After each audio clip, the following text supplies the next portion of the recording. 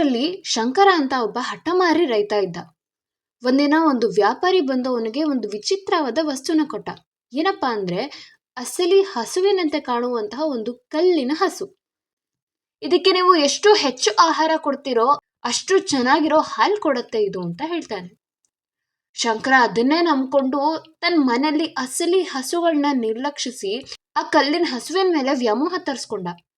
ಅವನ ಹತ್ರ ಇದ್ದಿದ್ದು ಹುಲ್ಲು ಮತ್ತೆ ಗಂಜಿ ಅಕ್ಕಿನ ತಗೊಂಬಂದು ಆ ಕಲ್ಲಿನ ಹಸುವಿನ ಮುಂದೆ ಇಟ್ಟ.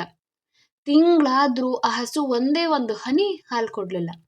ಆದ್ರೆ ಶಂಕರನಿಗೆ ಅವನ ಸಮಯ ಮತ್ತು ಶ್ರಮ ವ್ಯರ್ಥ ಆಗ್ತಾ ಇದೆ ಅಂತ ಒಂದು ಅರಿವು ಕೂಡ ಬರ್ಲಿಲ್ಲ. ಇದನ್ನೆಲ್ಲ ನೋಡ್ತಿದ್ದ ಒಂದು ಅನುಭವಿ ವ್ಯಕ್ತಿ ಶಂಕರನ ಹತ್ರ ಬಂದು ಒಂದು ಸಂಜೆ ಅವನ ಬಳಿ ಕೂತ್ಕೊಂತಾರೆ. ಶಂಕರ, ನೀನ್ ಏನ್ ಮಾಡ್ತಾ ಇದೀಯ? ಈ ಕಲ್ಲಿನ ಮೂರ್ತಿ ಮುಂದೆ ಯಾಕೆ ನೀನ್ ಇಷ್ಟೊಂದು ಬೆಳೆ ಬಾಳೋ ಹುಲ್ಲು ಗಂಜಿನ ಸುರಿತಾ ಇದೀಯ ಅಂತ ಕೇಳ್ತಾರೆ. ಶಂಕರ ಅದಕ್ಕೆ, ಗುರುಗಳೇ, ಇದು ಮಾಂತ್ರಿಕ ಹಸು ಅಂತೆ, ವ್ಯಾಪಾರಿ ತಂದ್ಕೊಟ್ಟ. ಸ್ವಲ್ಪ ಲೇಟ್ ಆಗ್ತಿದೆ ಅಷ್ಟೇ, ಆದ್ರೆ ಇದು ಖಂಡಿತ ಹಾಲು ಕೊಡತ್ತೆ. ನನ್ಗದ್ರ ಮೇಲೆ ನಂಬಿಕೆ ಇದೆ ಗುರುಗಳೇ, ಅದಕ್ಕೆ ಸಜ್ಜು ಮಾಡ್ತಾ ಇದ್ದೀನಿ ಅಂತ ಹೇಳ್ತಾನೆ. ಆಗ ಸಾಧುಗಳು ಏನ್ ಹೇಳ್ತಾರೆ ಅಂದ್ರೆ, ಈ ಕಾಲದಲ್ಲಿ ಇಂಥ ಸುಳ್ಳು ನಂಬಿಕೆಗಳ ಹಿಂದೆ ಓಡಿ ನಿನ್ನ ಪಾಪಗಳನ್ನ ಹೆಚ್ಚಿಸ್ಕೊಳ್ಳೋ ಬದಲು ಮನಸ್ಸನ್ನ ಶುದ್ಧವಾಗಿಟ್ಟುಕೊಳ್ಳೋದು ಮುಖ್ಯ ಕಣೋ ಅಂತ ಹೇಳ್ತಾನೆ. ಆಗ ಶಂಕರ ಏನ್ ಹೇಳ್ತಾನೆ ಅಂದ್ರೆ, ಈ ಎಲ್ಲಾ ಕಷ್ಟಪಡ್ತಿರೋದು ನಾನು ಸುಖವಾಗಿ ಬೆಳ್ಬೇಕು ಅಂತ ತಾನೇ ಅಂತ ಕೇಳ್ತಾನೆ. ಅದಕ್ಕೆ ಅವ್ರು ಏನ್ ಹೇಳ್ತಾರೆ ಅಂದ್ರೆ, ಅದನ್ನೇ ದಾಸರು ಹೇಳಿರೋದು ಶಂಕರ, ನಿನ್ನ ಮನೆಯಲ್ಲೇ ಹಾಲು ಕೊಡೋ ಅಸಲಿ ಹಸುಗಳಿದ್ದಾಗ ನಿನ್ನ ಕಣ್ಣೆದುರೇ ಭಗವಂತನಂತಹ ಸತ್ಯವಿದ್ದರೂ ನೀನ್ ಯಾರೋ ಹೇಳಿರೋ ಸುಳ್ಳನ್ನ ಕ್ಷುಲ್ಲಕರ ಮಾತನ್ನ ಕೇಳಿ ಈ ಕಲ್ಲಿನ ಹಿಂದೆ ಬಿದ್ದಿದ್ಯಲ್ಲ, ನಾನು ಏನ್ ಹೇಳಿ ನಿನಗೆ ಅಂತ ಹೇಳ್ತಾನೆ. ಶಂಕರನಿಗೆ ಸ್ವಲ್ಪ ಕಿರಿಕಿರಿ ಉಂಟಾಗತ್ತೆ. ಗುರುಗಳೇ, ನನಗೆ ಇನ್ನಷ್ಟು ಸಮಯ ಕೊಡಿ, ಈ ಹಸು ಹಾಲು ಕೊಟ್ಟೇ ಕೊಡುತ್ತೆ ನೋಡಿ ಗುರುಗಳೇ ಅಂತ ಅಂದ. ಅವ್ರು ಏನ್ ಹೇಳ್ತಾರೆ ಅಂದ್ರೆ, ನೋಡು ಶಂಕರ, ಸಮಯ ಯಾರಿಗೂ ಕಾಯೋದಿಲ್ಲ. ನಿನಗೂ ವಯಸ್ಸಾಗ್ತಾ ಬಂತು, ನಿನ್ನ ಹಲ್ಲುಗಳು ಉದುರಿ ದೇಹ ಮುಪ್ಪಾಗುವ ಕಾಲ ತುಂಬಾ ಹತ್ರ ಇದೆ, ಬದುಕು ಮುಗಿಯುತ್ತಾ ಬಂದ್ರು ನೀನು ಈ ಸುಳ್ಳು ಭ್ರಮೆಯಲ್ಲಿ ಇದ್ದೀಯಲ್ಲ. ನಿನ್ನ ಅಸಲಿ ಹಸುವಿಗೆ ಅಥವಾ ಒಬ್ಬ ಹಸಿದವನಿಗೆ ಈ ಗಂಜಿ ನೀಡಿದ್ರೆ ನಿನಗೆಷ್ಟು ಪುಣ್ಯ ಬರ್ತಾ ಇತ್ತು ಅಂತ ಹೇಳ್ತಾನೆ. ಕಲ್ಲಿಗೆ ಜೀವವಿಲ್ಲ, ಅದು ಎಂದಿಗೂ ನಿನಗೆ ಪ್ರತಿಫಲ ನೀಡೋದಿಲ್ಲ ಶಂಕರ ಅಂತ ಹೇಳ್ತಾರೆ. ಶಂಕರನಿಗೆ ಮೊದಲು ಬಾರಿ ತಮ್ಮ ತಪ್ಪಿನ ಅರಿವಾಗತ್ತೆ. ಅವನ್ ಹಾಕ್ತಿದ್ದ ಹುಲ್ಲು ಗಂಜಿ ಕೇವಲ ಕೊಳೆತು ಹೋಗ್ತಿದ್ದೆ ಹೊರತು ಹಾಲು ಬರ್ತಾ ಇರ್ಲಿಲ್ಲ ಅನ್ನೋದು ಅವನ್ಗೆ ಅರಿವಾಗತ್ತೆ. ಆಗ ಶಂಕರ ಕೇಳ್ತಾನೆ, ನಾನು ಈ ಆಸೆಯ ಬಲೆಯಲ್ಲಿ ಸಿಲುಕಿ ಬಿಟ್ಟಿದ್ದೇನೆ ಗುರುಗಳೇ, ಇದನ್ನ ಬಿಡುವುದು ಹೇಗೆ ಗುರುಗಳೇ, ನೀವೇ ಹೇಳ್ತೀರಾ ಅಂತ ಕೇಳ್ತಾನೆ. ಅದಕ್ಕೆ ಒಂದೇ ಒಂದು ದಾರಿ ಶಂಕರ, ಆ ಪರಮಾತ್ಮನಿಗೆ ಶರಣಾಗು. ನಿನ್ನ ಈ ವ್ಯರ್ಥವಾದ ಆಸೆಗಳನ್ನ ಬಿಟ್ಟು ನಿನ್ನ ಈ ಬದುಕಿನ ಅಸಲಿ ಉದ್ದೇಶದ ಕಡೆಗೆ ಗಮನ ಹರಿಸು.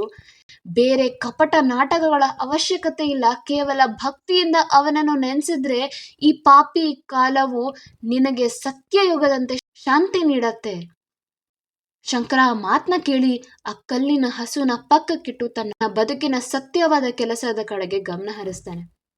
ವೀಕ್ಷಕರೇ, ಈ ಕಥೆನ ನಾನು ಏನಕ್ಕೆ ಹೇಳ್ದೆ ಅಂದ್ರೆ, ನಾವು ಇಂದು ಮಾಡ್ತಿರೋ ಅತಿ ದೊಡ್ಡ ತಪ್ಪು ಏನಂದ್ರೆ, ಜೀವವಿಲ್ಲದ ವಸ್ತುಗಳಲ್ಲಿ ಜೀವನದ ಸುಖನ ಕಂಡುಹಿಡಿಯಕ್ ಹೋಗ್ತಾ ಇದೀವಿ.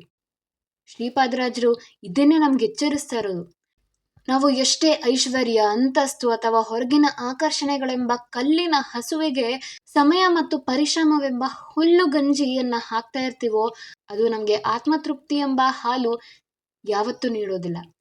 ವೀಕ್ಷಕರೇ, ನಾವು ವಯಸ್ಸಾಗಕ್ಕೂ ಮುಂಚೆ ಯಾವುದು ಸತ್ಯ ಯಾವುದು ಸುಳ್ಳು ಅನ್ನೋದನ್ನ ನಾವು ಅರ್ಥ ಮಾಡ್ಕೋಬೇಕು.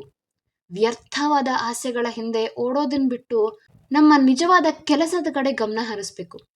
ಕಲಿಯುಗದಲ್ಲಿ ದೊಡ್ಡ ಸಾಧನೆ ಮಾಡಲು ಕಠಿಣ ದಾರಿಗಳು ಬೇಕಾಗಿಲ್ಲ. ಒಂದು ಕ್ಷಣದ ನಾಮಸ್ಮರಣೆ ಸಾಕು, ನಿಮ್ಮ ಮನಸ್ಸನ್ನ ಶಾಂತಿ ಮಾಡತ್ತೆ. ಹೊರಗಿನ ಪ್ರಪಂಚ ಎಷ್ಟೇ ಗದ್ದಲಾಗಿರ್ಲಿ, ನಿಮ್ಮ ಒಳಗಿನ ದೇವರ ನಾಮಸ್ಮರಣೆಯಂತಹ ಒಂದು ಶಾಂತವಾದ ಮತ್ತು ದೈವತ್ವವಾದ ಚಿಂತನೆ ಇದ್ದರೆ ನಿಮ್ಮ ಬದುಕು ತಾನಾಗೆ ಕೃತಯುಗದಲ್ಲಿ ಅಂದ್ರೆ ಸತ್ಯಯುಗಕ್ಕೆ ಪರಿವರ್ತನೆ ಆಗತ್ತೆ. ಜಗತ್ತು ನಿಮ್ಮನ್ನ ಕೆಟ್ಟ ದಾರಿಗೆ ಎಳಿತಿರ್ಬೋದು, ಆದ್ರೆ ನೀವು ಎಲ್ಲೂ ಓಡೋದ್ ಬೇಕಿಲ್ಲ. ಇರುವ ಜಾಗದಲ್ಲಿ ಕಣ್ಣು ಮುಚ್ಚಿ ಆ ಭಗವಂತನ ನೆನೆಸ್ಕೊಂಡ್ರೆ ಆಗ ಆ ಕಲ್ಲು ಹಸುವಿನಂತಹ ಈ ಜಗತ್ತಿನ ಮಾಯೆಯಿಂದ ಬಿಡುಗಡೆ ಹೊಂದಿ ಅಸಲಿ ಸುಖದ ಹಾದಿಯನ್ನ ಕಂಡು ಹಿಡಿತೀರ. ವೀಕ್ಷಕರೇ, ಇದೇ ಶ್ರೀಪಾದರಾಜರು ತಮ್ಮ ಊಗಭೋಗದಲ್ಲಿ ಹೇಳಿರೋದು. ವ್ಯರ್ಥ ಆಸೆಗಳನ್ನ ಬಿಟ್ಟು ಸಿಕ್ಕಿರುವಂತಹ ಈ ಸುಲಭವಾದ ಕಾಲದಲ್ಲಿ ಸರಳ ಭಕ್ತಿಯಿಂದ ಸಾರ್ಥಕತೆನ ಕಂಡುಕೊಳ್ಬೇಕು ಅಂತ. ವೀಕ್ಷಕರೇ, ಇಷ್ಟ ಆಗಿತ್ತು ಇವತ್ತಿನ ಒಂದು ಊಗಾಬೋಗದ ಸಂದೇಶ. ಇನ್ನಷ್ಟು ಇಂತಹ ಊಗಾಬೋಗಗಳಿಗೆ ನನ್ನ ಚಾನಲ್ನ ಸಬ್ಸ್ಕ್ರೈಬ್ ಮಾಡಿ. ಹರೇ ಶ್ರೀನಿವಾಸ.